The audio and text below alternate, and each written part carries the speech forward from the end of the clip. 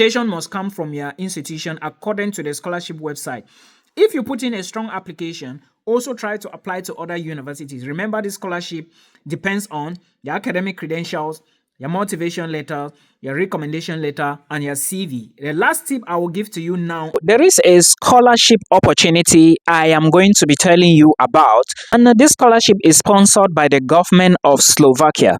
So if you are that student and you have been looking for possibilities to study in Europe and you do not have the money, this is the perfect video for you. Remember, I also have videos about Slovakia, but first, let's look at an opportunity. Now, this scholarship is being sponsored by the government of Slovakia, like I told you, and it is a fully funded opportunity, but you can also get partial funding. The government of Slovakia is giving international students good results that do not have a means to study abroad to actually come to Slovakia and study. Remember, I don't live in Slovakia, I live in the Netherlands, but trust me, I have been making videos about Slovakia.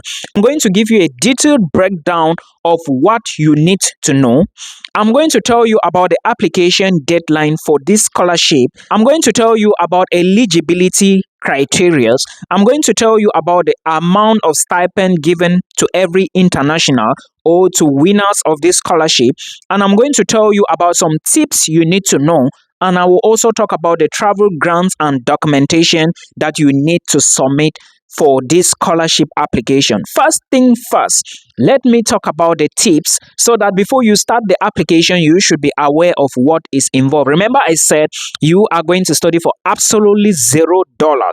Now, understand that on the scholarship website, which I'm going to link it below, make sure you watch this video to the very end so that you actually understand what you are going to do. When you get to the scholarship website after watching this video, go to the CV section and see what has been written on the CV, the type of CV you need to upload. Tip number 1. Tip number 2, when you get to that website, go to the section for recommendation letters and see what the scholarship expects from you to upload during your online application. Then when you go to that same section, check the motivation letter section. You may not find this on the website, but in case you find it, check it very well and see what has been written there or how you can write your own motivation letter. Then remember, you also need an invitation letter from your university to actually apply for this scholarship. Do not forget, check the invitation letter section on this scholarship platform. Also understand that if you are a bachelor student, a master's and a PhD student looking for free opportunities, then this is for you. Remember, this scholarship is fully funded, but there is a possibility for you to get partial funding. If you get partial funding, you need to provide bank statement before you apply for visa. But if you get full funding, you do not need any bank statement or any proof of funds again. I hope you understand. Then among these other things you are going to get, you will also get a monthly stipend. Yes, you are also going to get a monthly stipend, and there is also a travel grant that will be given to you if you win this scholarship. Now, remember, the travel grant is something that will be given to you after you finish the program. And this travel grant depends on the country in which you are coming from, where you are coming from, okay? Then, because I noticed that they calculate it based on kilometers. So you are going to see everything on the website. Remember, you need to listen to the video till the end so you actually understand what to do. Now, let's take a look at eligibility for this scholarship. If you want to apply for this scholarship, you need to meet English requirements. While there are some people who do not need IELTS or TOEFL exam or Duolingo, but others you need to write the IELTS exam or the TOEFL exam. It is compulsory, guys. So please put this into consideration. Some other people, like international students, okay, who do not reside in Slovakia yet, you need to apply for the scholarship. But if you reside in Slovakia, you cannot apply for the scholarship. Now, also understand that even PhD students can apply for this, and it depends on the level of PhD that you are doing. Like, there are some people who have over 10 years of work experience, and their own amount and requirements is actually different from those that have 5 years or maybe no experience. So please verify all those details. I just want to explain to you so that when you go to the website, you can understand the information properly. Also understand that if you want to go for bachelor's degree, you have to be using your high school certificate and transcript. Please, it is always important that if you want to apply for bachelor scholarship, your academic credentials should be at least more than 75%, at least 75% or more. Then if you are going for masters, you should have your BSc certificate and transcript ready, handy, okay, with your CGPA well calculated and at least 180 credits on your transcript. Then if you are going for PhD, you should have done your master's already, and at least remember this master's is master's with thesis. It shouldn't be with project. Project is very weak. Go for master's with thesis, or if you did master's with thesis, you are good to go. All right. Then now we have talked about eligibility. Let's take a look at the amount, the stipend you are going to get. Now the amount varies per, let me say, level, and it depends on the level in which you are, but it varies from 620 euros to about 1,400 euros. It depends. Master students, they have their own amount. PhD students, they have the highest. And if you are doing PhD by research, and if you have more than 5 years work experience, your own amount also varies. Okay, so put this into consideration. Then let's take a look at the application deadline. The scholarship is open right now, and the last day to apply is the 30th of April of this year I'm talking to you. So please take a look at the documents on the website, which I'm going to give to you now. They include your CV. Then you also need the CV is the curriculum vitae, guys. You also need a copy of your transcript, okay, transcript of records. So you need it, the original. And if you have the student copy, I will encourage you to make sure you verify to legalize that, like authenticate it first at the Ministry of Foreign Affairs, okay, before you submit on the application side. In fact, I will encourage you to just do your certification and authentication, anyhow you want to put it, but make sure your documents go through the Ministry of Foreign Affairs first before you submit this application. It's important. Then if you are going for PhD, you need to have a research plan or research proposal.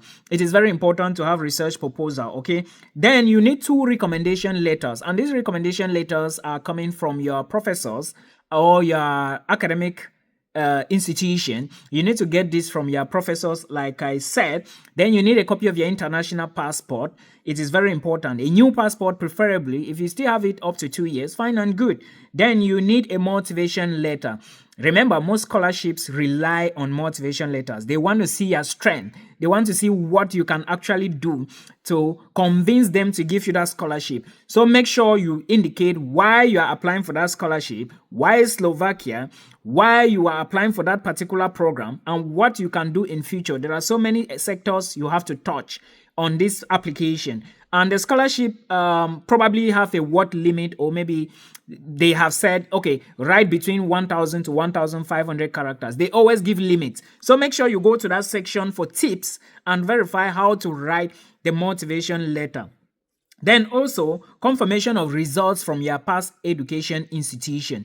For those going for bachelor's and master's, if you are using your bachelor's high school certificate, you must authenticate them. Now for Cameroonians, you must get confirmation. For Cameroonian students who want to apply for bachelor's, please make sure you get confirmation of results from the GCE board, addressing it to this scholarship board, okay? Because at the end of the day, you have to submit the documents, the scanned documents, to this online application. I hope you understand. Then those from other countries do the same thing. Even if you are submitting for masters and you are using your high school documents, I prefer you submit your high school documents as well, because it's going to show to them that you actually know what you are doing. If your transcripts in high school are available, why not add to the application?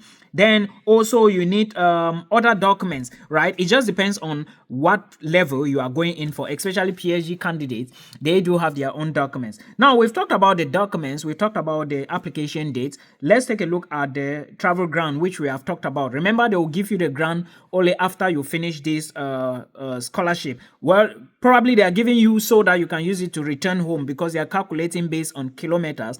But it doesn't matter if you choose to stay back, okay? So don't worry, nobody is going to chase you. Then also, it will be given to you in bulk. When they calculate, they will give you in bulk. And I have given you tips already on how to scale through if you must win this scholarship.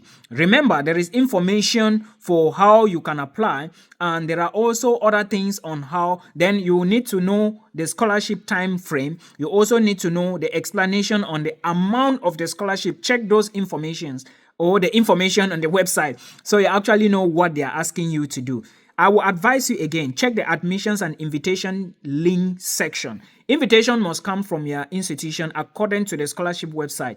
If you put in a strong application, also try to apply to other universities. Remember, this scholarship depends on your academic credentials, your motivation letter, your recommendation letter, and your CV. The last tip I will give to you now is, if you see this video or if you watch to this extent, tell your brother to try it. And also remember that Milton said your CV is very important. Now, why is it important?